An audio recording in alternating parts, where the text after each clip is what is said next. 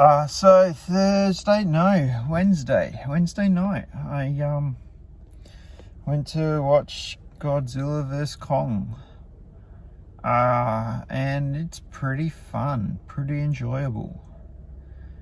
I have to admit I'm a little disappointed that it doesn't really pick up after Godzilla King of the Monsters so much. I feel like that script was kind of laying a little bit of groundwork perhaps for the sequel, and that this didn't really pick up on that. But you know, you can't get too upset about that because it's a pretty fun film. Yeah, I mean, it delivers what it says it will deliver, and then it delivers stuff that you didn't say it was going to deliver. Though, you know, you could take an educated guess that something was going to happen along the lines that happened. But I hadn't heard any internet rumors or anything, so when stuff happened, it was all quite nice surprise for me. Being vague just in case anyone actually watches this and cares about spoilers. But I am going to talk about it with spoilers from this point on. So if you don't want to be spoiled, then you can fast forward until it stops saying spoilers. Yeah, so I loved a lot of it. All that stuff in the Hollow Earth, all that creature design in there, that was really fun. We saw a bit of that in the trailer, though didn't know where it was. And Godzilla had his own kind of little kingdom where he went to, and now we got to see this kind of kingdom where Kong comes from. The King Kong on his throne with his battle axe is just pretty awesome. Just brings a smile to your face. The big fights between King Kong and Godzilla are pretty good, pretty fun. Like, what I really liked about the original remake of Godzilla, however many years ago that was, like 10 years ago, whatever it was, the Gareth Edwards one, was a lot of the kind of Godzilla action was shot in a way similar to, you know, how they shot the Godzilla films in Japan, the Toho films. You know, like it's a man in a rubber suit on a set, so you can only kind of film that a certain way with the technology that was available to them. And I think, yeah, Gareth Edwards' Godzilla did a good job of mimicking that. Adam Wingard isn't being constrained by that. He's getting in there, getting close-ups of the fights, and the camera moves a lot more, which isn't bad. That's not awful, but it's also just yeah, not messy so much as just busy, I guess. There's a simplicity of a long shot of two guys in rubber suits beating each other up, which is nice. But I mean, this isn't bad. But yeah, I mean, the camera zips in and out of the action a lot in this. So yeah, I mean, that's I'm just saying I prefer it to be not so busy, but it's not awful, it's not bad. I still liked it. And the big surprise, the big reveal was awesome, was Mechagodzilla, which was fantastic. I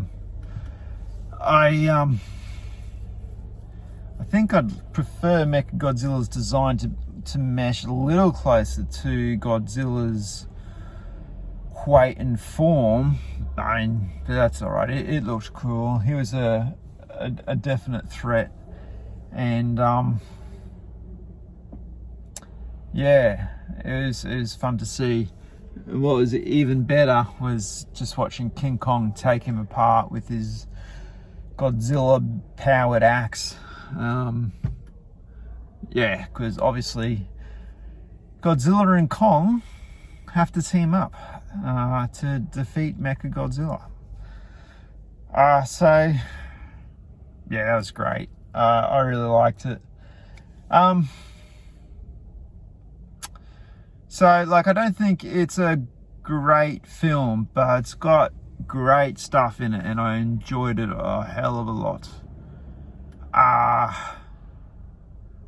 But it is just a bash 'em up kind of thing, which doesn't really advance the world or the story of the world that the kind of previous two Godzilla films have done.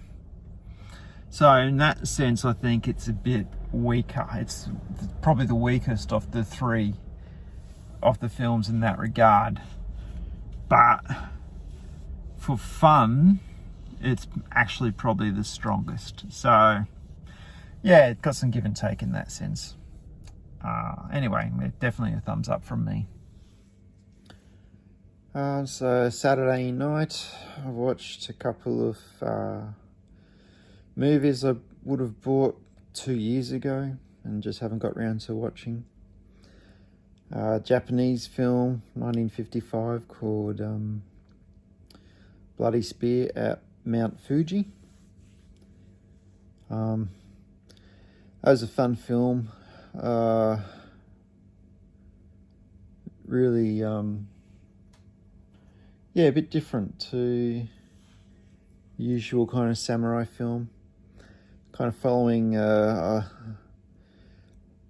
fairly large cast of recurring characters. Everyone's kind of traveling along the same road towards Tokyo or Edo.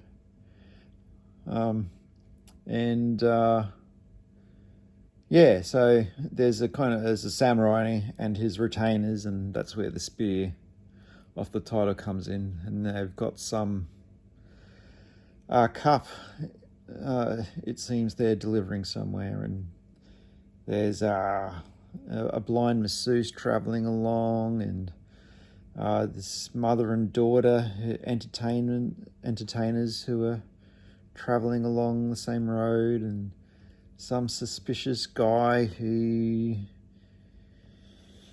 could possibly be a thief who's working in the area, and there's some other guy who's following him who seems to be suspicious of this guy. And yeah, so these characters, and Jiro, I can't forget Jiro, this young kid who is following the samurai and his two retainers, and has decided that he wants to be a spear carrier like one of them.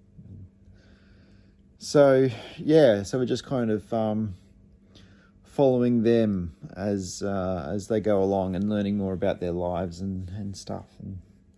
And it's really quite a sweet film, but also got a message,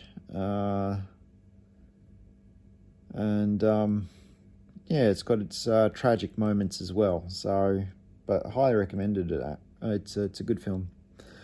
And then I watched a movie called Brute Force, which I think was from the 40s, if I remember correctly, starring Burt Lancaster and a bunch of other guys who I'm not familiar with. A couple of them look a little familiar. One of the guys I looked up, and he's definitely been in films I've seen before, like Creature from the Black Lagoon and Seven Samurai and stuff, but I can't place him in those films. But anyway, this is like a prison film. Ultimately, I guess, a prison breakout film. And it was really good as well. Quite enjoyed it. it's got these nice little kind of flashbacks to the women in these guys' lives. So it's yeah, I don't know if if that serves the story very much. I don't know if it does anything, but they're just nice little interludes. Yeah. So it's just not totally a butch, just men film. I guess they have these little flashbacks, so there's some women in there as well. But it's not a depressing film, but yeah, it's not a happy film. No happy endings in this one. Well, actually, no happy. Oh no, that's not true. There was some happy ending in Bloody Spirit, Mount Fuji. But this one, no happy endings. Brute Force, no happy endings. But for those fans of films that say the title of the film within the film, Brute Force is one of those. Yeah, so, I mean, not much to say. Cast is good, direction is good, story's good. It's just a good, solid film. So, yeah, recommended. Both of them were good night at the movies.